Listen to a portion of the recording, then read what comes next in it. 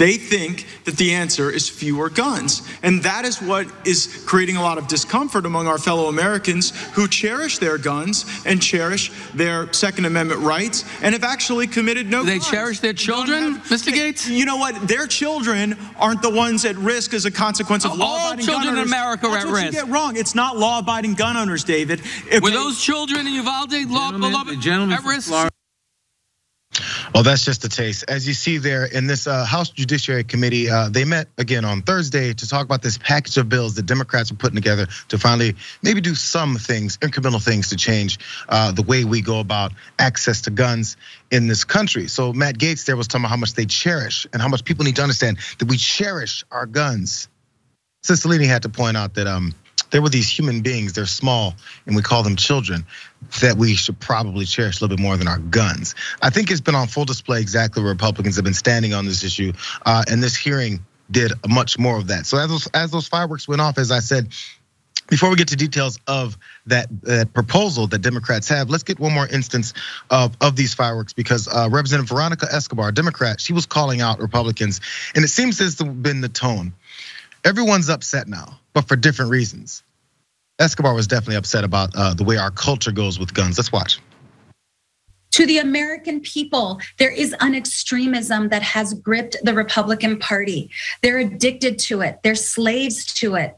They post ghoulish photos of themselves with weapons of war and use it as their Christmas cards. They photograph their children with those weapons. They participate in congressional hearings virtually adorned with them. As they continue with their destructive behavior, it's up to serious legislators to listen to the public, do our job, make people safe.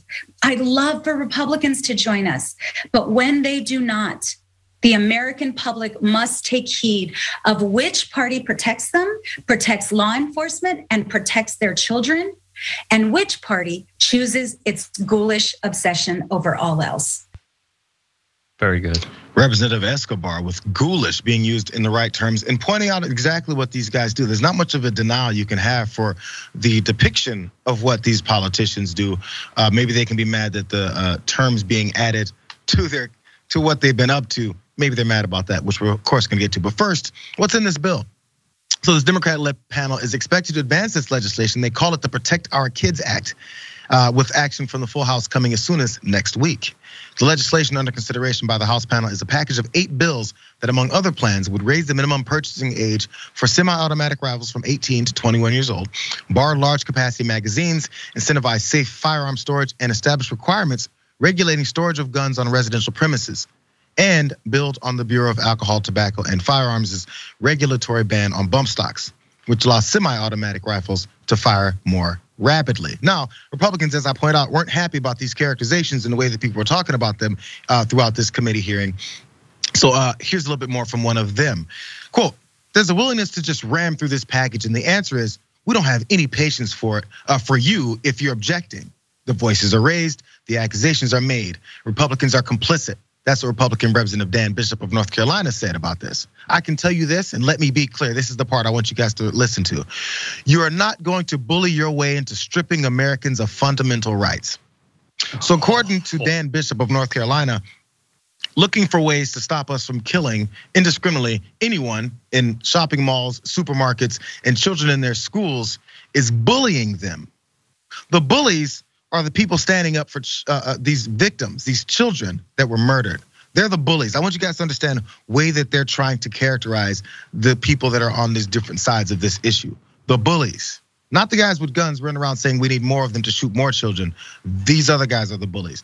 Let's get to some more of these back and forth that was happening, because there's a bunch of empty solutions throughout this whole thing and deflections from many Republican leaders, but Democratic Representative Eric Swalwell had enough of that, and he asked them a very, very simple question. Let's watch. 19 kids are dead. 19 children are dead. And so to my Republican colleagues, I ask, who are you here for? Are you here for our kids, or are you here for the killers? Because if you were here for the kids, you would do all you could to protect the next school shooting that's about to happen. And we know what's gonna happen in America. And Mr. Jordan, to say we are trying to dramatically change the country if trying to make sure that no more kids are put in the ground with a Superman coffin means dramatically change the country, guilty. That's why we're here. Kids are going in the ground today, and you call that trying to dramatically change the country. Why aren't you trying to dramatically change the number of dead kids going into the ground, Mr. Jordan? Who are you here for, the kids or the killers? And so to my colleagues today who flew in town, came to work, got ready to argue, my question is, why did you come here at all? Why did you come here at all? If you're not here for the children, why don't you go to the funeral of the killer? Because that's the only place where the killer is being celebrated. There's a reason why they really don't like Eric Swalwell, is because he kind of doesn't care that they don't like him. He's just gonna tell them exactly what's on his mind. And honestly, in this situation, exactly what it is. Who are you here for? The killers or the kids? Oh, it should be said over and over again as they go through this process of really highlighting who is against, who is on your side, who actually cares about what happened. Because there's a lot of people saying, oh, you're getting emotional. Children died, murdered, brutally murdered, dismembered, shot up by this huge gun. But we're mad about that. In fact, Louis Gohmert was really mad about that line about who you're here for. And he generated some kind of BS response here. Here's Louis Gohmert. People on the other side of the aisle come in and accuse Republicans of being complicit in murder, and that we put our right to kill over others' right to live, to infer by rhetorical supposed questions, who are you here for? We must be here for the gunman, is an outrage. How dare you? You think we don't have hearts?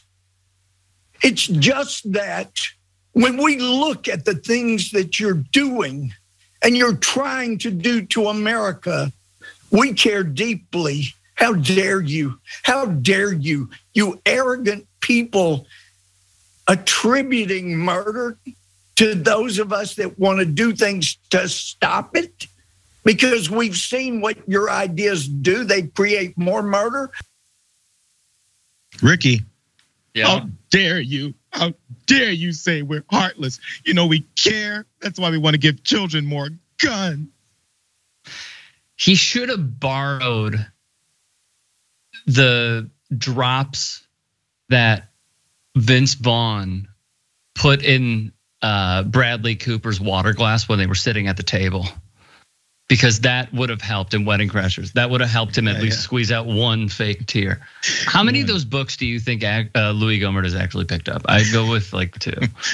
One of the worst shots I have ever seen, and like Room Raider is awful. They're awful people, but like I would give this like a -2 out of 10. Okay, now let's go back from the beginning. Mm-hmm.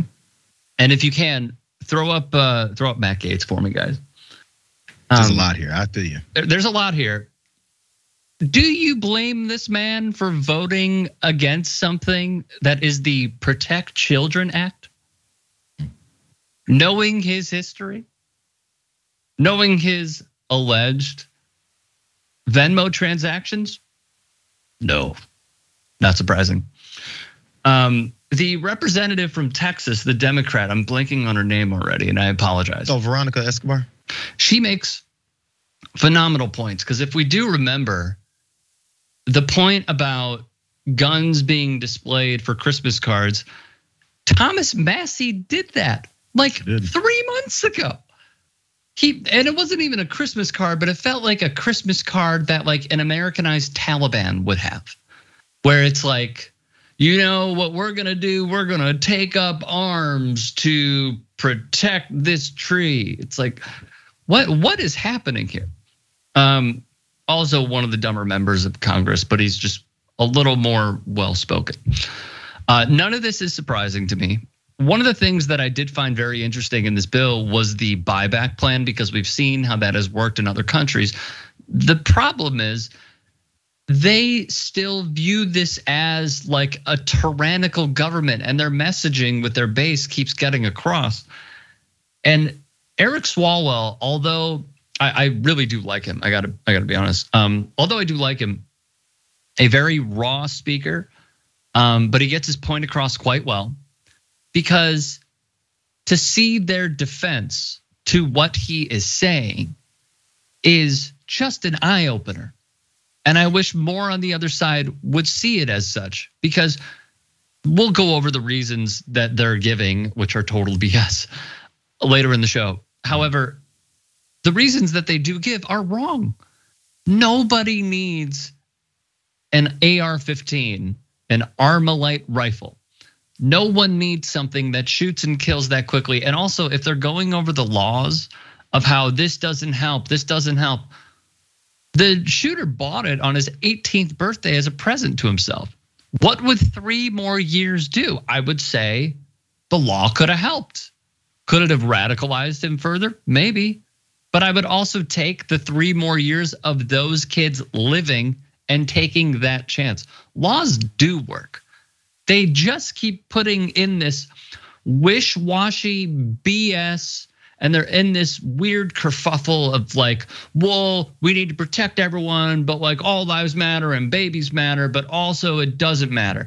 It is a resounding, conflicting, narcissistic, egotistical, profit-driven narrative that needs to be eradicated completely, but they are the ones upholding us from having any sort of progression and being a more pro-life society.